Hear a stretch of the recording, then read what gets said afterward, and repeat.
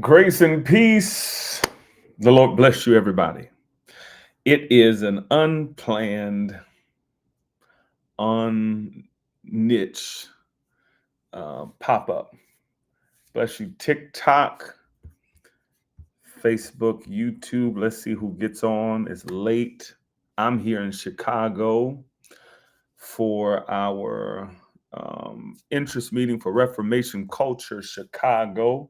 If you're in the Chicago area, meet us tomorrow at 1 o'clock p.m. Grace and peace, everybody. The Lord bless you, Brittany. The Lord bless you, Donica, Evangelist Huff, Ashley, Tasha, Lakita. Lakita, you coming to launch weekend? Are you coming? Lakeisha, DeAndre, Renee. Bless you, everybody. Grace and peace. What I do? Bless you, Minister Carla. Grace and peace, everybody, everybody. TikTok, the Lord bless y'all. Normally TikTok comes in numbers at this hour. TikTok is moving a little slow. Everybody hit that share, tap the screen, do what you do. Blessings to you. Grace and peace. Grace and peace, Stephanie. Bless you. I was just watching We Need to Talk. It was a great interview. It was a great time. The power of God really met us in the studio. If you have not watched the We Need to Talk podcast episode, go watch it. There on YouTube. Bless you, everybody. TikTok, y'all struggling tonight. So I'm here in Chicago. It is launch weekend. I was thinking the last time I was in Chicago for ministry anyway, I was it was a different experience. But God has given me a different assignment. And we thank God for it. I want to talk a little bit about, are you ready to date? Are you ready for a relationship? How many single people on? How many single people on? How many single people are on? There is somebody asked when is the prophetic school coming back online? Prophetic Identity Formation e-course is open for enrollment right now. You can register at learntheprophetic.com. Only 100 spaces open for that cohort. You can register now. Sister Katrina, grace and peace. Thank you, thank you, thank you, Minister Nicole. I appreciate y'all. Single. All right, we got some single folk on TikTok. Who's single over here? I see the hands up on YouTube and Facebook. And how many of y'all are single, desiring marriage, desiring relationship? How many of you are single and you desire to be married? You desire a relationship? How many of you? You know, it's one thing to want to be in a relationship. It's one thing to desire relationship. It is one thing to desire marriage. And it's a whole different thing to be prepared for it, ready for it, in position for it. The identity formation e-course is not locked. The modern seer is probably locked, but identity formation is open for enrollment. You know, there's a major difference between desiring something and wanting it. There's a major difference between desire or desiring it rather and being ready for it. Desiring it and being ready for it. And so I want to talk just a little bit. Some of you all who have followed me on TikTok for a while know I used to do a lot of relationship conversation on TikTok. If you go back to some of my older videos, I'm doing a lot of teaching. I'm a marriage and couples counselor. I don't have as much time there as I used to. but it is a work that I enjoy doing. Ashante, good to see you. So I want to talk just about 10 things you have to address before you get into another relationship. 10 things you have to address before you get into another relationship. And no matter what you've experienced in life, everybody type in the chat, marriage is the goal. Marriage is the goal. And if you're a person who says, well, I don't know that if marriage is for me, well, unless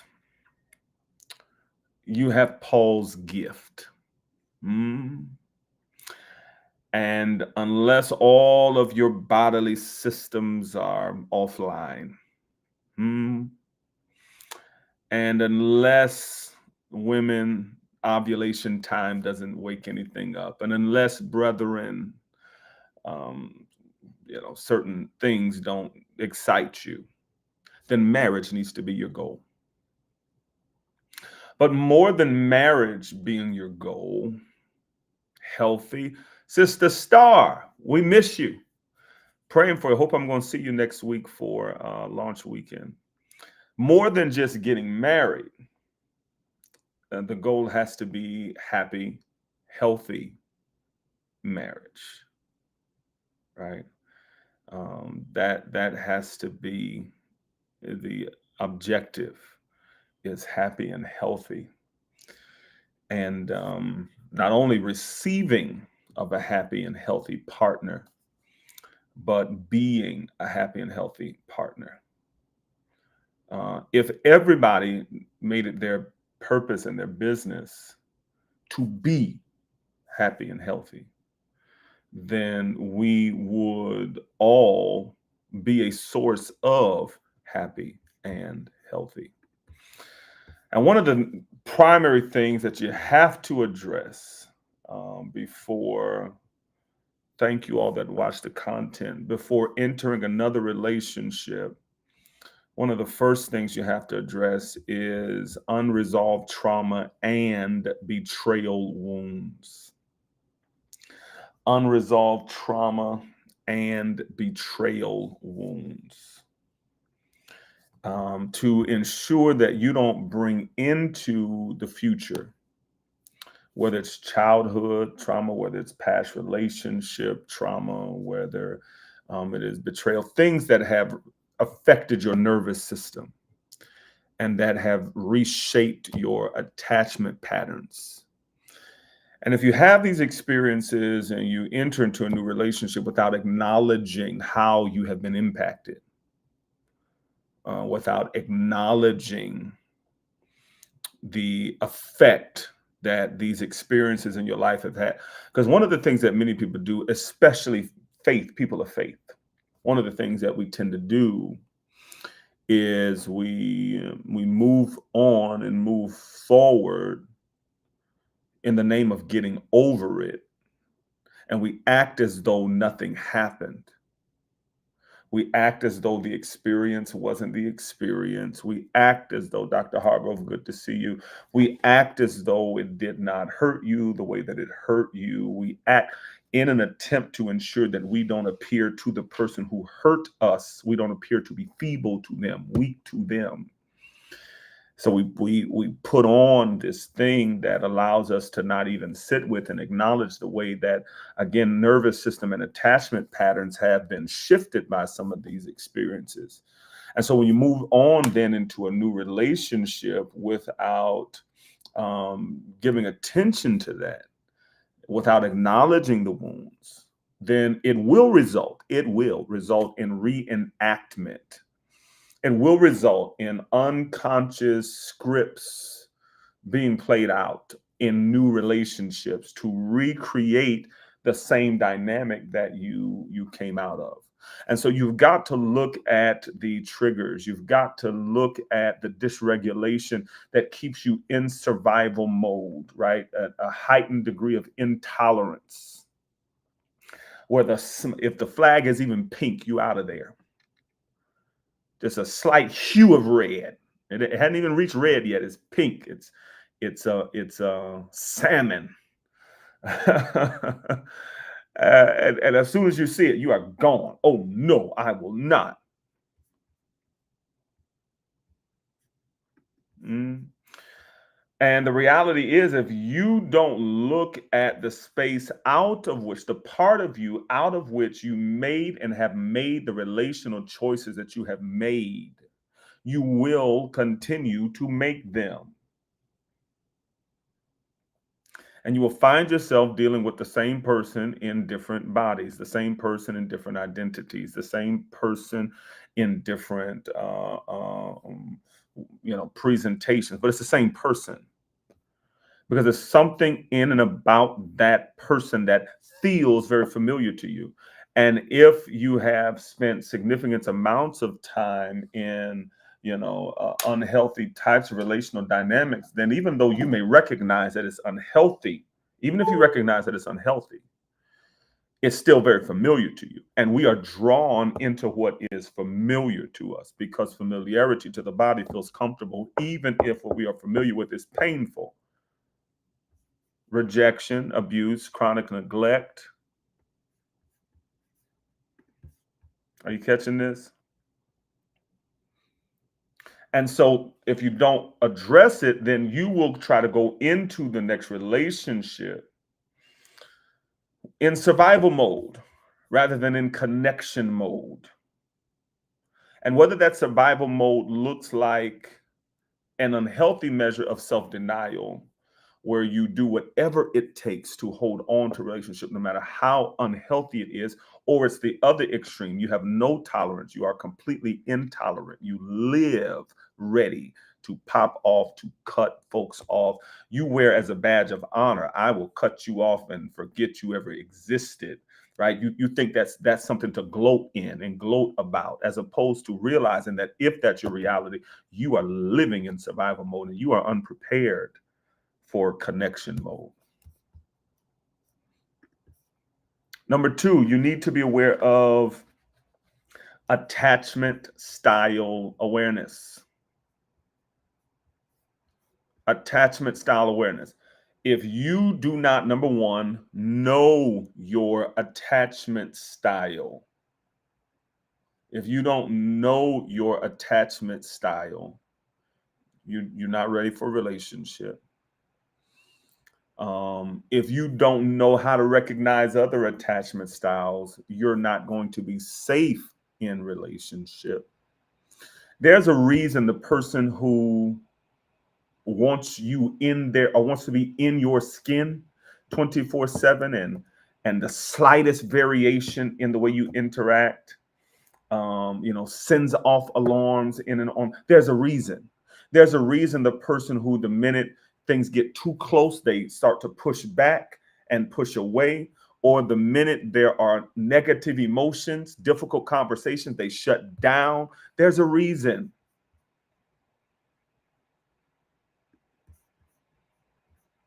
Right? Without awareness, you will misinterpret behaviors and you'll sabotage connection. Right? Learning to, which will bring us into the third one in a moment, learning to master clear communication, learning to master attunement, which means being able to get on the inside of that other person's world. How are they seeing? How are they communicating?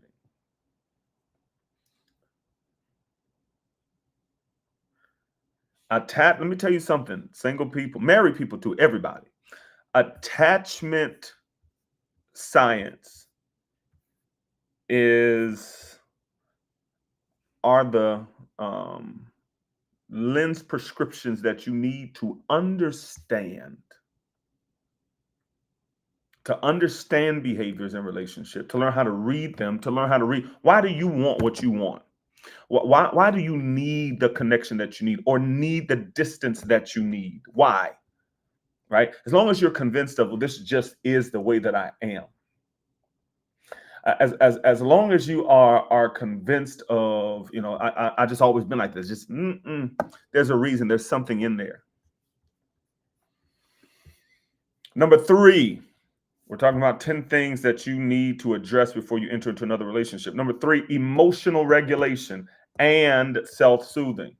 If the only way that you know how to calm your distressed state when you are overwhelmed or dysregulated, if the only way that you know how to do that is through another person, so that every time you are in a state of dysregulation, you need that person's world to halt in order to come to you, then you will end up unintentionally suffocating the relationship. And on the other side, conversely or adversely, or both, if you are only able to self-regulate, which means every time you go through something, you take all the distance, you don't want anybody in it, you don't want any help. There was story time. Everybody type story time in the chat. Story time in the chat. There was a woman that some time ago that I was interested in and was talking to. We were talking, and but I started noticing a behavior pattern. And the behavior pattern I started noticing was that every time she went, through something, she needed distance, and it was chronic distance. There was never a coming back into, bringing me into, and then that distance then got dressed up in spiritual language, right? So time with God. Time with God is not a replacement for time with the person that you are building relationship with. It's not either or, it must be both and. And so what I was obviously recognizing is an avoidant attachment style that was not familiar what it meant to share in regulation, co-regulation, so that you allow another person, Ashante, to be able to help you regain center. Well, usually the person who always has to withdraw, always has to pull away. Usually the person who always has to withdraw and always has to pull away. What is this? Yeah, usually the person who always has to withdraw and always has to pull away is a person who was taught in childhood, whether implicitly or explicitly, that your emotions are not important to anybody else. And when you were having your emotional moments, you got sent to go to your room, go deal with that over there. Shut up before I give you something to cry about. Go over there and deal with that. Right? Or there was some traumatic adult relationship that shifted the attachment style where you learned to emotionally depend on someone else was unsafe for you because you emotionally depended on them. They used that against you and left you feeling in a state of brokenness. So you made an internal agreement with yourself that I will never depend on somebody emotionally like that again. I got me. I'm the only one I can count on. I'm the only one that I can trust. And so before you come into a new relationship, you got to again understand that if you can only co-regulate and not self-regulate, you're going to suffocate the relationship. But at the same time, if you can only self-regulate and not co-regulate, you will starve the relationship, because every partner in a relationship needs to feel the sense of significance that comes with being able to contribute to calming you down, to resecuring you.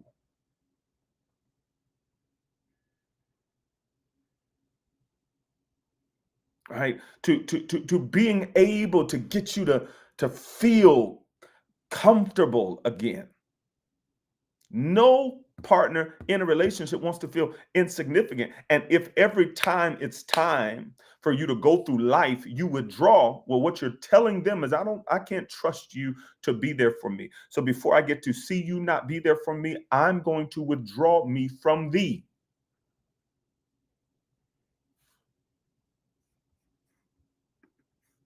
Are you catching this? So you have to learn the balance of both being able to calm your own nervous system while also inviting your partner, or being willing to invite a person into that regulation.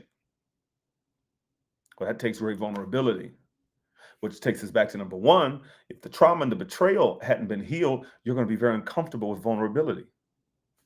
One of the things that must be a litmus test to you about your readiness for relationship is how willing are you to be vulnerable.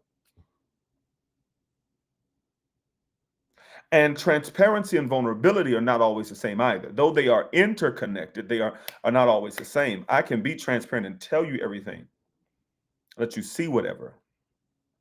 But then letting you in is a different story. Number 4, again, 10 things that you need to address before entering into another relationship. Number 4, you need to resolve the negative emotions from past relationships. You need to resolve them. You can't heal what you still weaponize. If you're still rehearsing the negative emotions that resulted from the offenses of your past relationship, your ex, if you are still unconsciously or consciously comparing your potential partners to those partners, or if you still fantasize about vindication, you are emotionally entangled, which means a part of you is emotionally unavailable for another person. And when we talk about forgiveness, I talk about different types of forgiveness, and I don't use the term forgiveness in the same way that most people do. But when we talk about therapeutic forgiveness, the resolution and the releasing of the negative affect of past relationships, disappointments, etc., that is about being restored to a pro-social state that allows you to not center that person or what they deposited into your life as a metric, a measuring tool by which you experience, expect the next and the future, right? You know, I don't think about whether or not, you know, God's going to vindicate and get my ex back. That's not on my mind. Uh-huh. Right? She's not in my world. I have nothing to give to that, because you can't both be in that and a part of you there and be fully emotionally available and ready for whatever and whoever is next.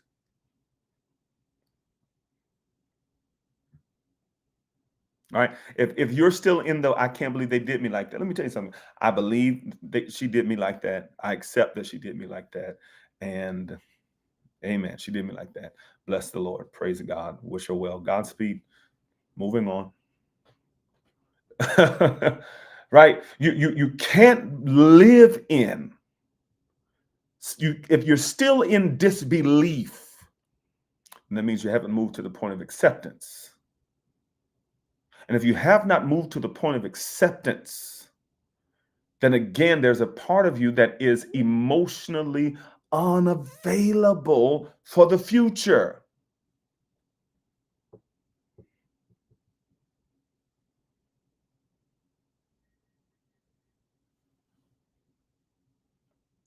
Are y'all catching this? Are y'all catching this?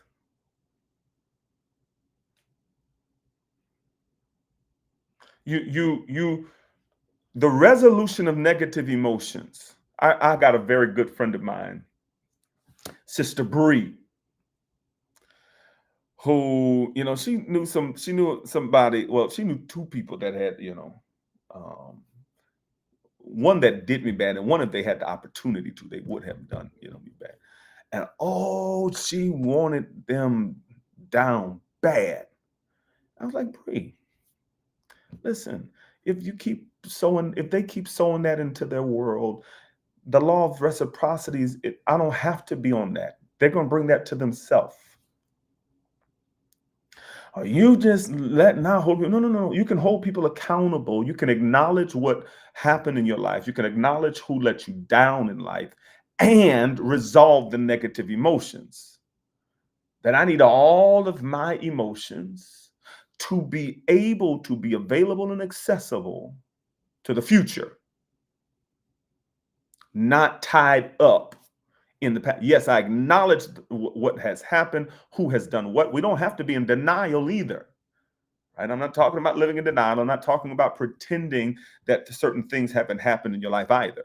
You can both acknowledge the experiences of your life, how they impacted you, and reclaim all of your emotions from it. That's good, Brittany. Are you catching this?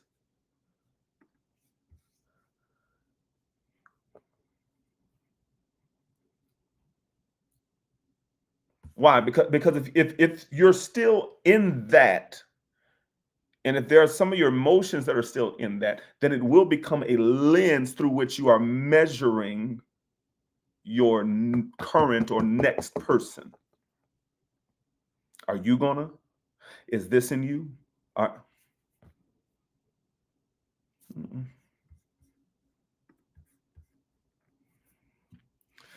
number 5. Number 5.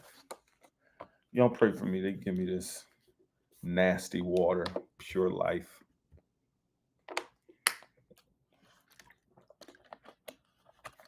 Number 5.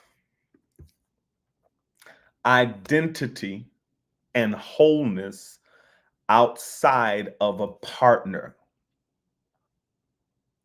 If you don't come into the relationship knowing who you are, then relationships for you will become a laboratory for identity experiments, and that's dangerous.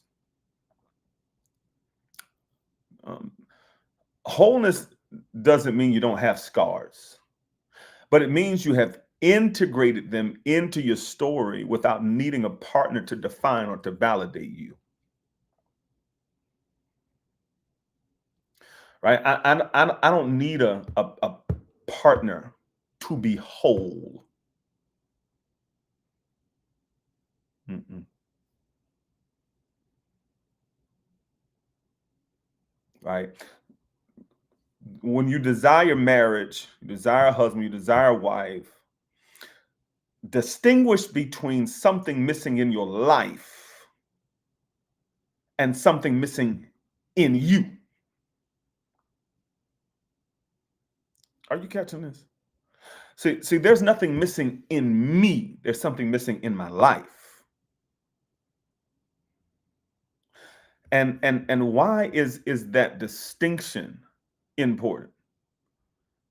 Because if you don't ensure that you are present to you, aware of you, that you have done the work for you, then the person coming into your life,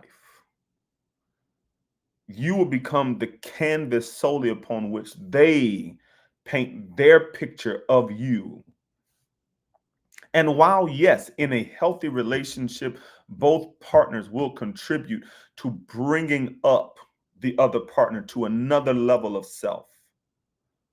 In a healthy relationship, both partners will contribute to the evolution of other aspects of self that could not come online to the same degree outside of relationship. At your core,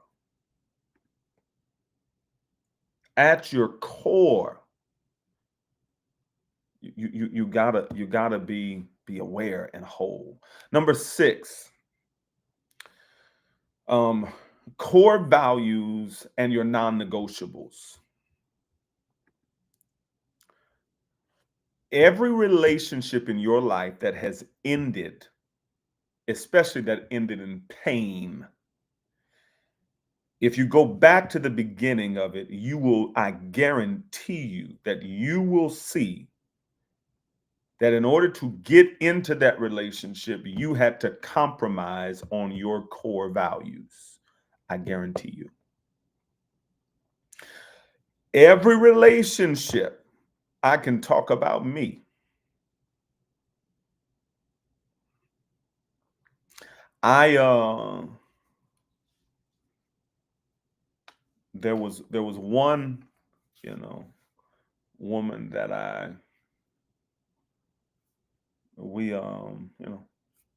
dated, and I came in compromising on some core values. And you can intellectualize the compromise. And I'm not talking about compromising on standards of holiness and bring your mind on back. I'm talking about core values. And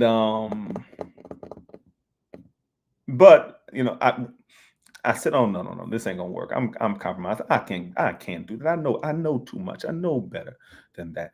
Every relationship that has ended in pain in your life, whether it's romantic or platonic friendships, I guarantee you core values got discarded, because values are the compass of your life. And so they then become the compass of relationship, right? And if you skip clarifying with yourself, what are my non-negotiables? Is it possible to have too many non-negotiables? Yes. Hyper-rigidity is also a trauma response. Rigidity around boundaries is as much a trauma response as the absence of, or the ignorance, or the oblivion of boundaries, Ashanti. So absolutely. What are the non-negotiables around faith, around family, around vision, around lifestyle, around finances, around sexual ethics? What are the non-negotiables? And see, if you're not clear about that, or if you compromise that, then you will end up really resenting you. You'll project that onto them, but it's really you, and a part of you, the you that did not entitle yourself to have those values and to have those non-negotiables. You will resent that. You gotta know your absolutes so that you don't allow chemistry, which is fleeting, to come and blow your pendulum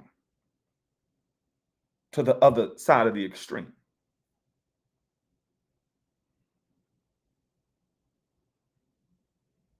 Right? Because see, chemistry be having some of y'all let me tell you something.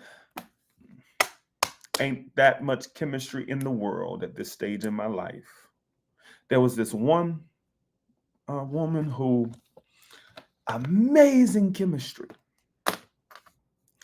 but there was mismatch in values, lifestyle, mismatch in values around ambition, mismatch in values. And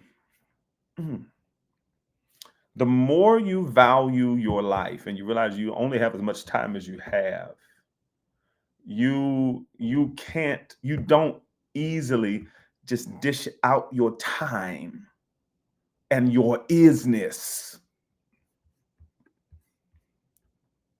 And people can be great people for somebody else.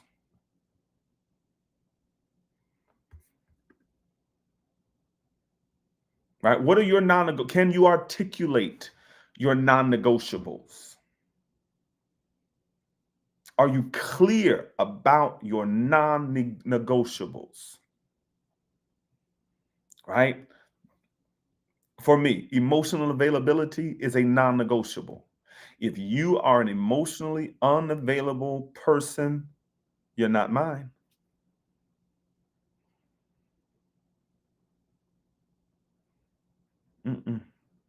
Because then what will end up happening with someone like me is then I then become the therapist in the relationship.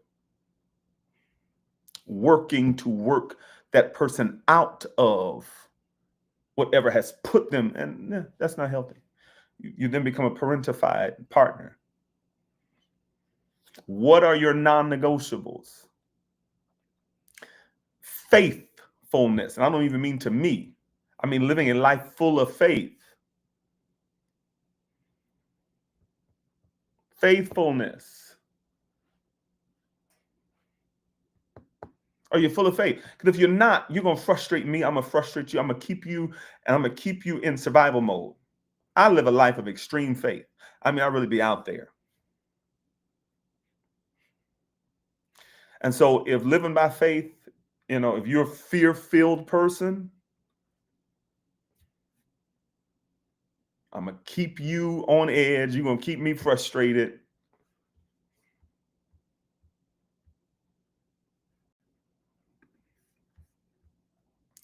So what are your values? What are your non-negotiables?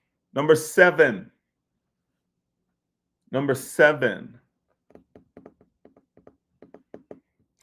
What is your conflict style and communication style? Because here's the deal, no amount of chemistry is going to erase conflict. As a matter of fact, more chemistry will put a little gasoline on the conflict. Y'all better watch these people who are very passionate, because then that passion leaks into everything.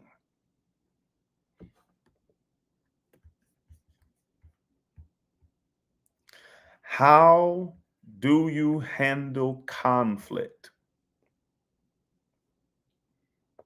Are you a withdrawer? Are you an escalator, right? Are you Mr. or Mrs. Match Energy?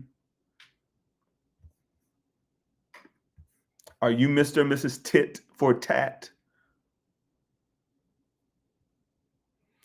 Are you hypercritical? Are you defensive? Right? The minute something is said, right? Are you hyper confrontational? You live ready.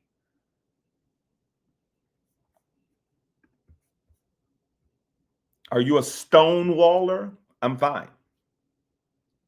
Mr. or Mrs. Passive Aggressive Stonewaller? You shut down and you are emotionally inaccessible in the name of keeping your peace, in the name of keeping it cool. What if you're all of them? Then you're not ready yet, Kev. You're not ready yet, Kev. I'm in Chicago now, looking to see y'all tomorrow.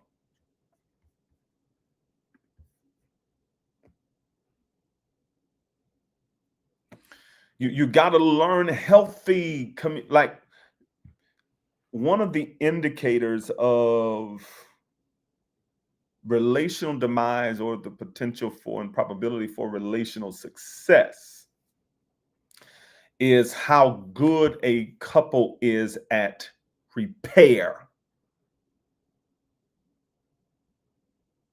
How good are the two people at repairing? Where there's a breakdown, where there's a conflict, how good are you at repairing? How good are you at active listening? Or do you listen to react and to respond? Or do you listen to understand?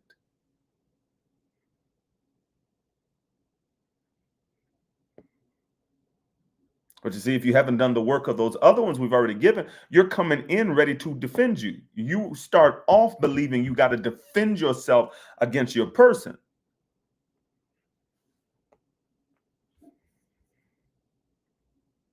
That's what a highly combative person is showing you, that their nervous system believes it needs to be defended. You're not safe. You don't know them. You don't love them. You don't whatever them.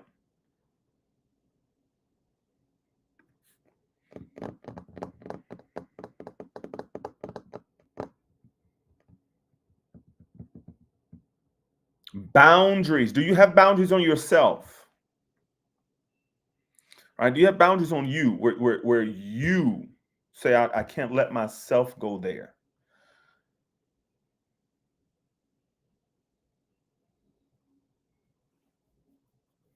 I have never been a cusser. I can count on one hand the number of times cuss words have come out of my mouth. And every time they did, I was convinced I was on my way to hell, because bitter and sweet can't flow from the same fountains. I'm the Lord's prophet. My mouth belongs to God. I was waiting on the heavens to open up and for lightning to come and take me up out of here. And I didn't learn how to move through those profane words until I got married. Huh? I'm telling you. And I remember the first time I cussed. I'm a pretty even-keeled person. It takes a lot. I'm a passionate communicator, but it takes a lot to get me mad or to get me. It takes a lot. And it's better for everybody for me not to get there, though. And our communication styles were very different.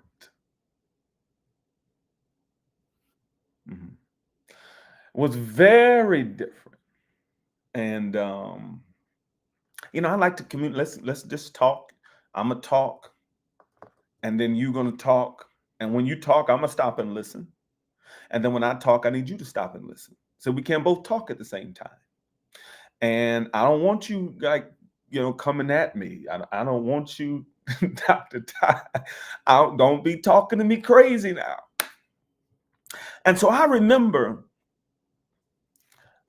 it was getting to that point in the conversation. I said, all right, let's just pause right now, because this conversation ain't going the right direction. And my person didn't want to pause. They wanted to keep going. I said, all right. That's all right, number 2. All right.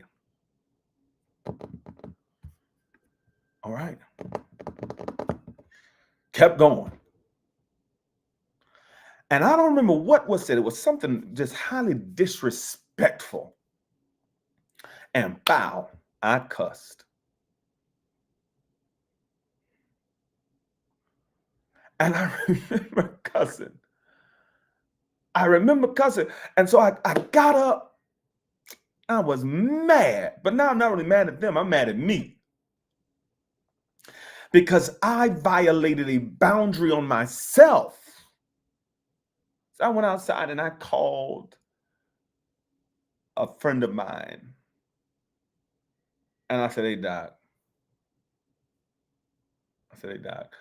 I said, man, I'm going to hell. I said, I am going to hell. And I'm broken on the phone. I really am. Again, now, this is the first time I done cussed. And he said, what's wrong? What happened? Calm down, tell me what happened. I said, man, I just cussed at her. He laughed because I was dead serious. But I had violated a boundary, me, that should have been around me, that I not allow myself. Thank you, Sister B. That I not allow myself to go there. I'm telling y'all, I just knew. I didn't sleep that night. I shut in prayer.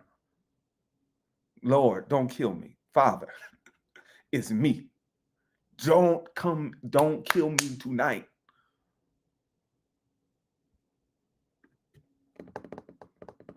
Don't unalive me.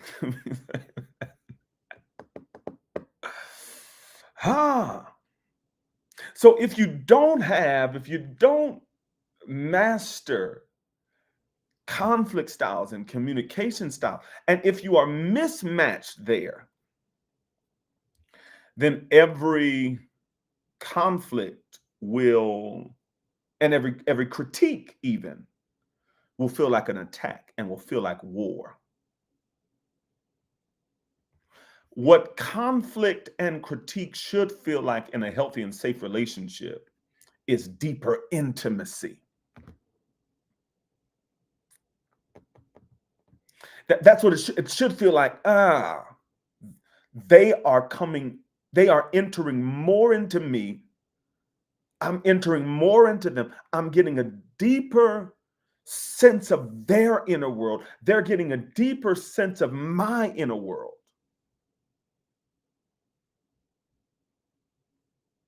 But if it feels like war, if it feels like siege, if it feels like attack, it's an indication back to number one. You hadn't healed that nervous system.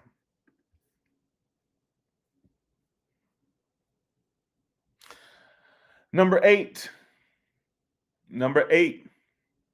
relational patterns and self-sabotage cycles. Examine your history. Do you chase avoidant partners? Are you always finding yourself in a relationship, ma'am, with a man who is emotionally disconnected and always emotionally inaccessible? Sir, do you always find yourself in relationships with women who are emotionally hardened and emotionally unavailable, emotionally disconnected? Do you always abandon ship when a person gets too close? When it begins to have too much emotional impact on you? Because oftentimes what happens when we put these labels, sometimes, let me not say often, let me not say all, but sometimes when we put these labels on relationships and particular types of interpersonal dynamics, it's not that it is unhealthy, and it's not that it is unsafe, it is not that it is disturbing your peace. It is none of that. It's that it's too close for comfort. You don't like that it's able to emotionally influence you outside of your control. So in order then to take control back, do you take unhealthy space that keeps distance where you should be willing to build vulnerability? Or are you on the other extreme? You are always fighting. You are always on 10. You are always ready and willing to go because in your mind, you confuse intensity with intimacy. Right? The chaos suggests to you that they really love you. They're really into you like that. The drama says to you that you really matter to them. Everybody type this. Patterns are prophecies. And you need to look back, because if you don't break the pattern, you will repeat them. And if you don't get aware and present to the pattern, you will repeat it.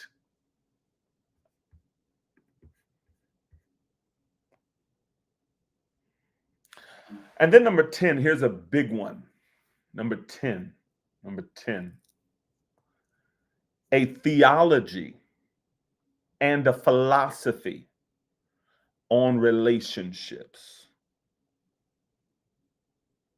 What is the etiology? What do you believe relationships are for? Why do you want a man? Why do you want a woman?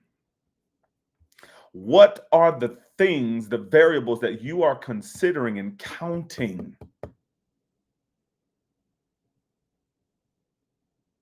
right? When I think about marriage, when I think about romantic relationships, my philosophy and my theology on them, how I relate to God in the context of relationship, is that my role in whatever woman's life I'm assigned to is to be to her God's primary physical representation of his heart towards her. And until you are ready to be God's primary representative towards a person, you are not ready to be their husband or their wife. Because see, that becomes a guiding paradigm of thought that governs the way that you interact with them, the way that you talk to them, the way that you treat them. Now, wait a minute, is this how God would treat them? Is this how God would engage with them? Is this how God would talk to them, even when disappointed with them? Are you catching this? I'm doing all this looking, y'all, because this light is putting a bad glare on my other camera here.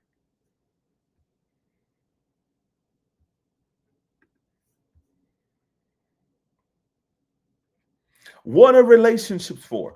Are you coming into the relationship committed to being healing to that person?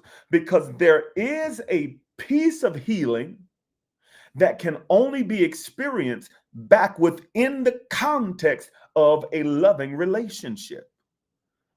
Are you committed to being healing? Are you committed to being to that person a source of healing? Or is it for social status for you? Is it for you need to settle a family narrative, a family conversation about you? What is it for? What's your theology on relationships? And see, when you, glory to God, when you approach it like that, then you start counting up the cost. Let me tell y'all something. There was this one woman I talked, Kev. See, as long as you're being honest with yourself, Kevin, as long as you're being honest with yourself. There was this one woman I talked to. Let me tell you something. That woman said the most powerful thing to me that I had ever heard in my life. Y'all ready for it? Let me see how many likes we got over here, Brittany. We only got 15,000. Y'all come on and get these likes up. I had, y'all ready for another story time? Y'all ready for another story time? I had shot my shot, right? And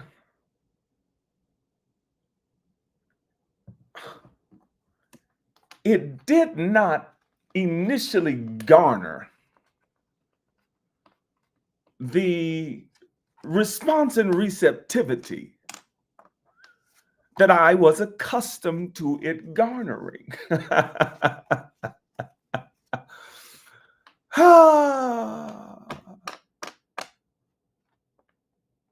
And so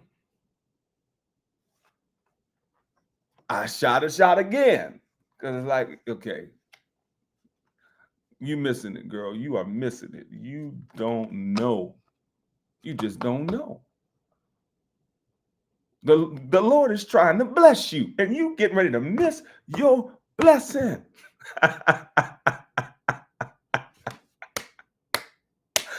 Huh? So then it was Ashante. Then it was this little cat and mouse thing. Listen, I'm too grown for cat and mouse. I don't play games, okay? I don't have time for it. So it's this little, cat mouse chase. And so I'm like, listen now, Linda, listen. I don't. we're grown now, you know. So then, she was like, okay, yeah. I'm on what you on. Okay. But it was almost a month from initial shot to we on the same page. That's a long time to me. Amos 9, things happen so fast. That's in every area of my life. I don't be taking. No, I'm not married now. No, I'm not. No, I'm not. So when we get on the phone, I'm trying to tell y'all the most powerful thing. Dr. Ty, listen to me now. Listen. I'm trying to tell you the most powerful thing a woman has ever said to me. I said, tell me, what is it that took you so long? Like, are you cool? Like, what took you so long? Tim, get on the altar, Tim. And she said to me, are y'all ready? The most powerful thing. The most powerful thing. She said, when I took an assessment of you and all that you are and all yada, yada, yada. She said, I had to assess, did I have what it took to take care of that man? She could have got married right then. She could have,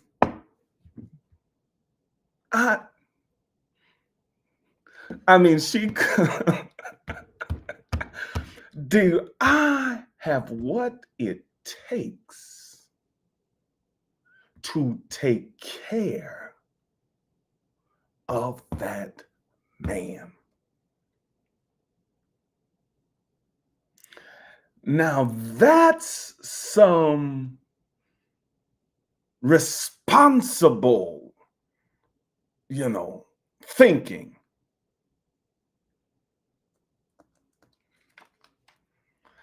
It is very rare that I am without words. I was silent.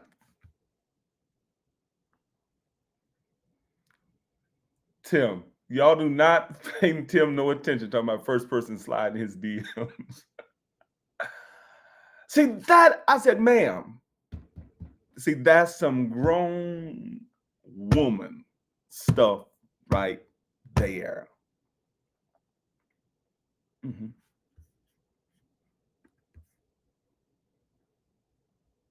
Right? So her philosophy on relationships said to her, okay, just because this is a good guy, just because this is a man of God, just because, whatever he represents, do I have what he needs?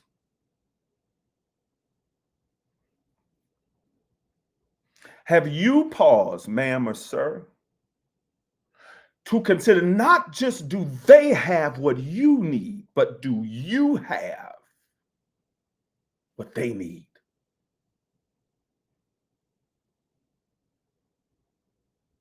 So I said, well, what made you, finally come around? And she said, well, I counted up the cost and I concluded that I had the emotional and mental bank account necessary to provide. She said, not for this man in front of people, the man.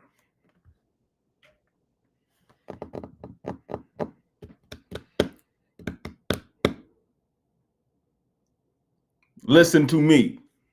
She could have got married that day. What number are we on? What number are we on?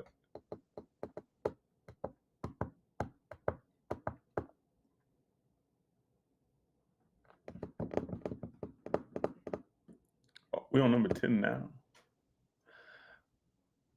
Somebody said, well, why didn't she? Why are you getting in my business now? Huh? Why are you doing that, Maxine? Why are you trying to get in my stuff? Would I marry again? Absolutely. Absolutely. Number 10, your capacity for vulnerability and intimacy.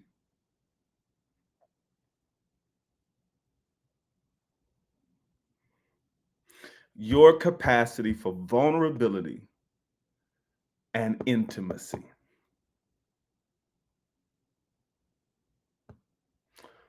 Why are y'all over here? Why are y'all over here? Okay, see, I'm free with the story times, but I issue out the story time. Don't demand my story.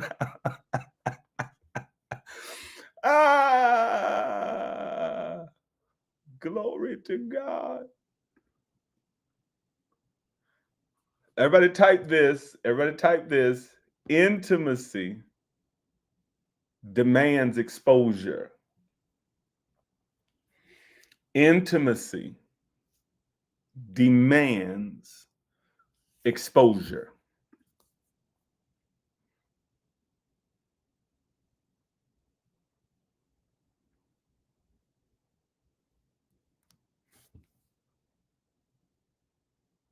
What does that mean? Whenever we're moving on now, saints, we're moving on. We're moving on. Whenever you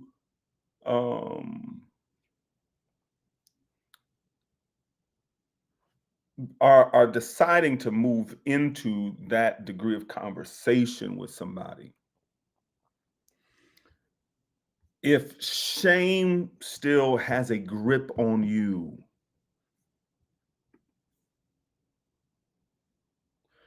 if self-preservation still drives and dominates you, then you're going to struggle to allow closeness. There is nothing, when I'm communicating to somebody, I said, listen, ask me whatever. Ask me about whatever. Shame don't live in me. It has no power in my life. Well, that's also an invitation to proximity, to social and relational intimacy. But the only way you can be we're not even talking about sexual intimacy. The only way you can be genuinely intimate is you gotta be willing to be exposed. And you gotta learn to practice vulnerability. Practice it though in safe relationships. Safe relationships. Everybody say safe relationships.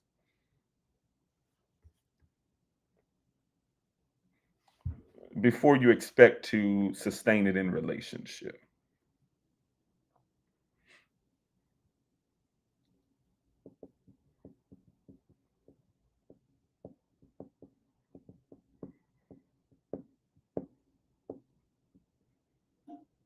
Safe. Safe. How willing are you to be known? And let me tell you something, you do yourself a disservice when you show up inauthentically. Because at some point, the real you is going to show up. And if they don't like that person, then the relationship is already doomed. I want you to, listen, know me. And that's the mentality you got to take on. Know me. See me. I want to be known, and I want to know you so that I can decide if I want to know you. What most people are moving through this dating culture, you're just trying to decide if you want to know them like Adam knew Eve.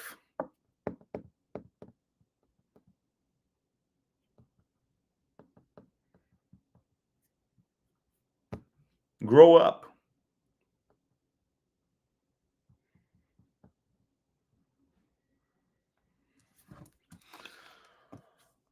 All right. Thanks for coming to my TED Talk.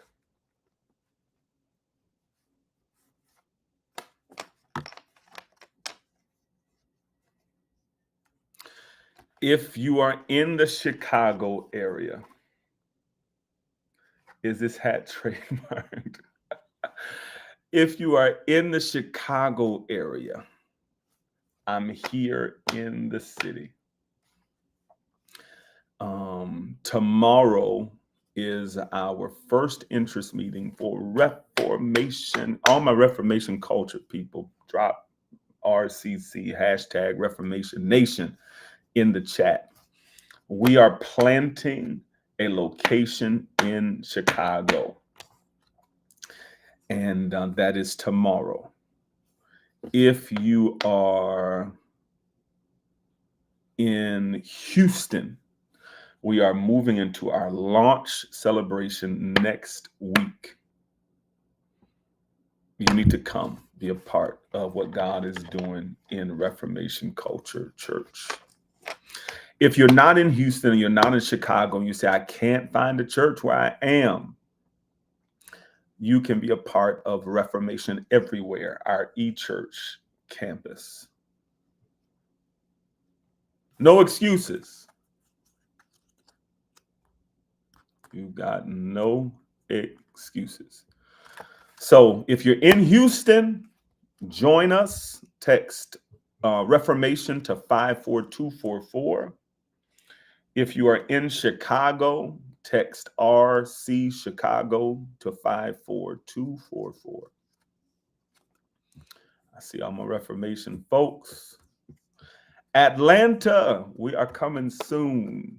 Just hang tight. And in the meantime, even before we plant there is something else the Lord has given me in the meantime that we're getting ready to start doing in the city of Atlanta soon and very soon. All right, soon and very soon. Y'all hang tight. There is a Reformation movement that is on the way and is underway. All right. Sister LaPortia, good to see you on tonight. All right, y'all. The Lord bless you. I appreciate y'all popping on with me tonight. Thanks for hanging out with me. If you want to watch the replay, it's available on YouTube. Dr. Tracy Clark, the Lord bless you. Grace and peace to you, everybody. All right, y'all. I've got a little work I got to get done, and I'll look to see everybody on tomorrow. Tomorrow, Sunday night, prayer in Houston. Sunday night, Embers Prayer Gathering in Houston.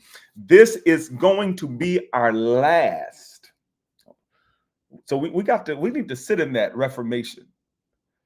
This Sunday night is our last weekly Embers Prayer Gathering in Houston. We're getting ready to begin Embers Prayer Gathering in Chicago, but it is our last in Houston as we get ready to shift to Sunday morning, and then we'll be doing first Sunday night deliverance service, Reformation nights on first Sunday night in Houston. We have reached the end of it. We are shifting forward, and God's getting ready to put another wind under Reformation culture there in Houston. So let's go. Amos 9, so fast, your heads will swim. All right, y'all. Love y'all to life. Y'all pray for us. Pray for me, and pray for the works the Lord has put in my hands. Pray for every one of these men and women of God that God has assigned to carry a piece of this work and a piece of this vision, not only in Houston, not only here, everywhere, not only in Reformation culture, but in ProphetsArise and the College of Prophets and in all of it. All right. Hold us up before the Lord in prayer. We got a mandate. We got a call. We got an assignment to get done and to get completed. Goodbye Sunday brunch. That's right, Dr. Ty, because if we don't get another building soon, Dr. Ty, it's going to be goodbye Sunday brunch, goodbye Sunday breakfast, goodbye Sunday lunch. We have to be at 2 and 3 services Sunday morning, 8, 10, 12. And then y'all can get dinner time. So, amen. We'll have donuts and pastries for all of the volunteers before services on Sunday. Bless y'all. All right, y'all. The Lord bless y'all. I'll see you soon.